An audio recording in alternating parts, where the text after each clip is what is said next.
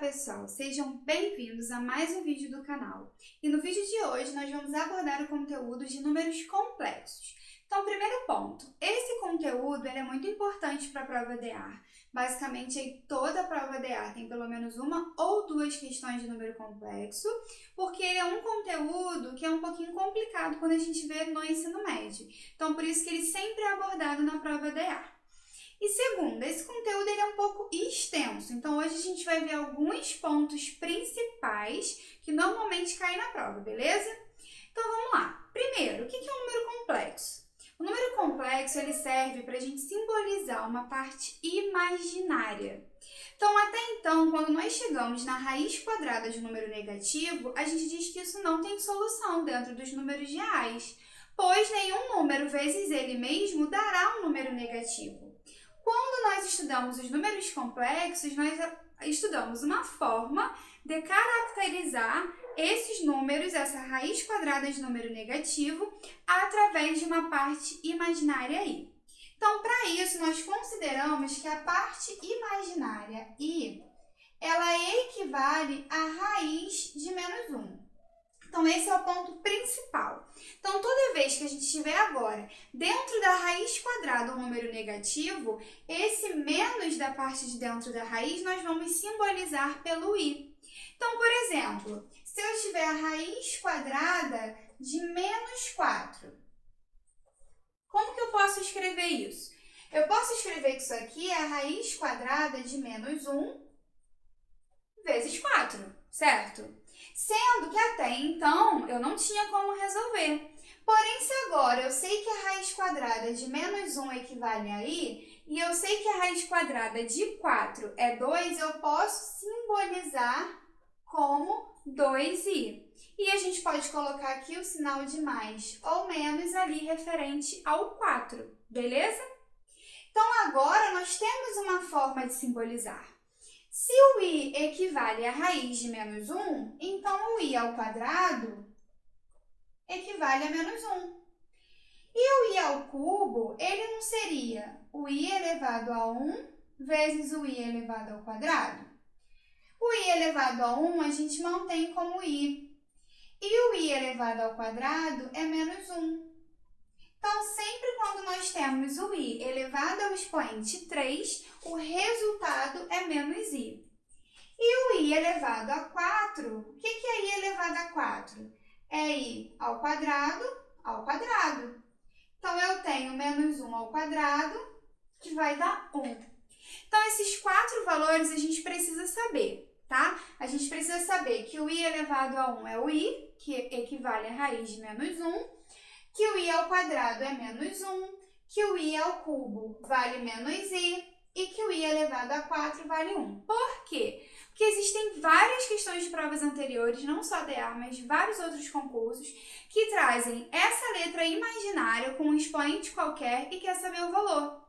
Então, o que a gente faz? Quando eu tenho i elevado a qualquer expoente, eu pego esse expoente e eu vou dividir justamente por 4, porque a partir daqui isso vai se repetindo. Então, por exemplo, se eu tiver o valor do i elevado a 100, o que eu vou fazer? Eu vou pegar o expoente que é 100 e vou dividir por 4. Dessa forma, quando eu dividir por 4, eu vou obter o resultado 25 e o resto 0.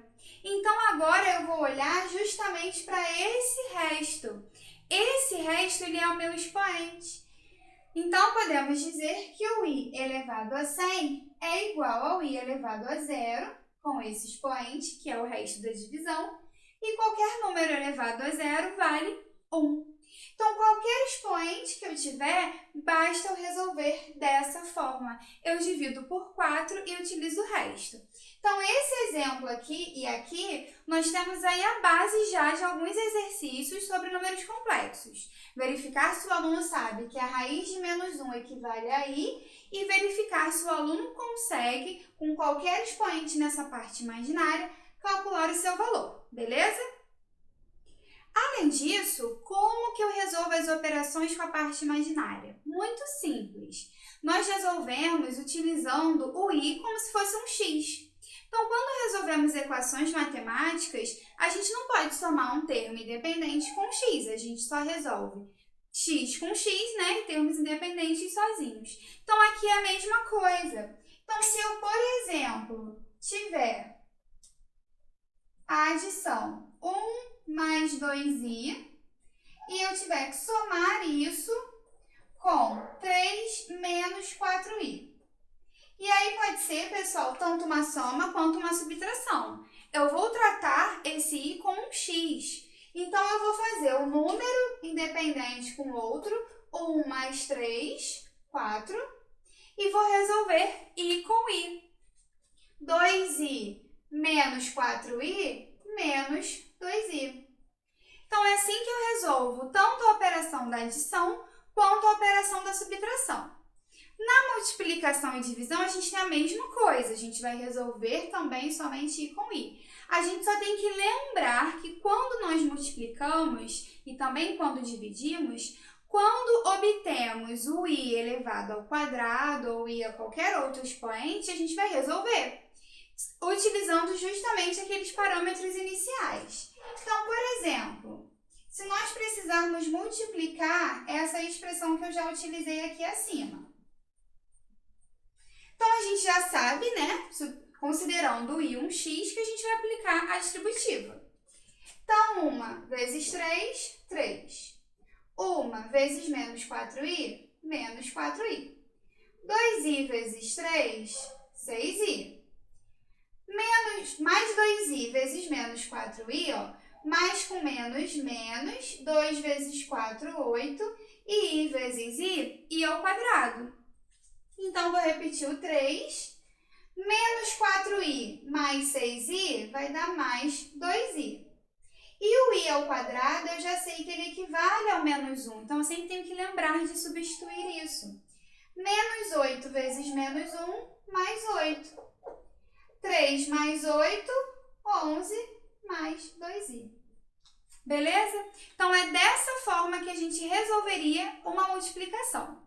E a divisão, pessoal? A divisão, quando nós tivermos os dois termos com coeficientes imaginários, o que a gente tem? A gente vai sempre multiplicar como se a gente estivesse fazendo uma racionalização. Então, eu vou multiplicar tanto o numerador quanto o denominador pelo denominador.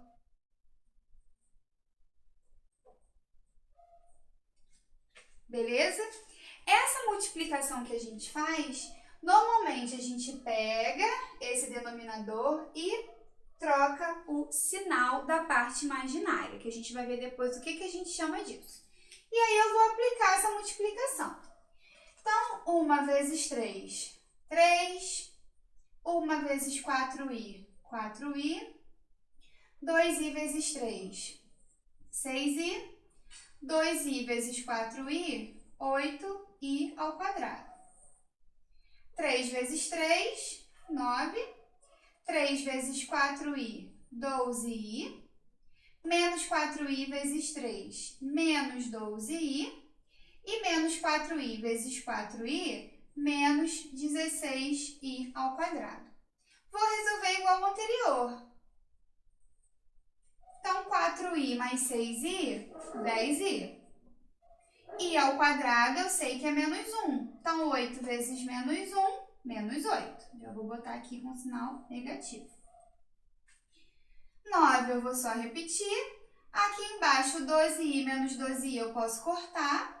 E, de novo, i ao quadrado é menos 1. Então, menos 16 vezes menos 1, mais 16. Dessa forma, eu vou obter em cima menos 5 mais 10i e embaixo o 25, onde eu posso dividir todos esses termos por 5 e obter menos 1 mais 2i sobre 5. Então, por que na divisão a gente faz todo esse passo a passo? Nosso objetivo é justamente tirar a parte imaginária do denominador. Igual quando nós temos raiz quadrada no denominador e utilizamos também um procedimento, né, de multiplicar em cima e embaixo pela raiz para a gente tirar essa raiz. Aqui é a mesma coisa, o nosso objetivo é tirar a parte imaginária do denominador e manter a parte imaginária somente no numerador. Então, reparem que basicamente são continhas, né, de adição e subtração, sendo que a gente sempre precisa lembrar que esse i ao quadrado devemos substituir por menos 1, beleza? Duas coisas que consideramos importantes aqui no número complexo é o módulo e o conjugado. Então, primeiro, a gente já viu que o número imaginário é aquele que possui uma parte imaginária. Então, todos que eu escrevi aqui, eles estão no formato que normalmente os livros escrevem dessa forma. Z igual a A mais BI. Então, lá ele seria esse coeficiente da parte real e o B seria o coeficiente da parte imaginária. Então, como que a gente faz o módulo de um número complexo? Então, o módulo de um número complexo nada mais é do que a raiz quadrada desses coeficientes A e B ao quadrado. Por que isso? Da onde que sai isso? Porque a gente pode simbolizar esse número complexo através do plano cartesiano, o que algumas questões de provas anteriores também abordam. Então, quando nós temos ele no plano cartesiano, vou considerar no eixo x a parte real e no eixo y a parte imaginária. Então, eu consigo colocar ele aqui dessa forma. Então, por exemplo, se eu quiser escrever o número imaginário, 2 mais 3i. Eu vou vir aqui na parte real e vou marcar o 2, e vou vir na parte imaginária e vou marcar o 3. Então, eu posso simbolizar dessa forma o meu número complexo. E se eu quero um módulo, o módulo seria o tamanho desse número complexo, digamos assim, quando consideramos o plano cartesiano. E utilizamos como referência a própria origem. Então, para eu achar essa distância, para eu saber esse tamanho, ele nada mais é do que a hipotenusa de um triângulo retângulo, cujos catetos são justamente os valores do A e do B. Então, por isso que calculamos o módulo de um número complexo dessa forma. Então, se temos um número complexo, é bem tranquilo, basta a gente substituir aqui os valores do A e do B. E outra coisa importante nos números complexos é o seu conjugado. Então, quando aqui estão falar de conjugado, para quem nunca estudou, pode pensar, nossa, né, pode ser algo complexo, mas não é. Quando falamos no conjugado do número complexo, basta mudarmos o sinal da parte imaginária. Então, por exemplo, utilizando aqui o mesmo que eu já coloquei como exemplo, né, para número complexo, para eu achar o conjugado, eu troco o sinal do número, né, do coeficiente do i. Então, o conjugado dele, que muitos livros utilizam como notação uma barrinha em cima, um tracinho em cima, só eu repetir a parte real e trocar o sinal da parte imaginária.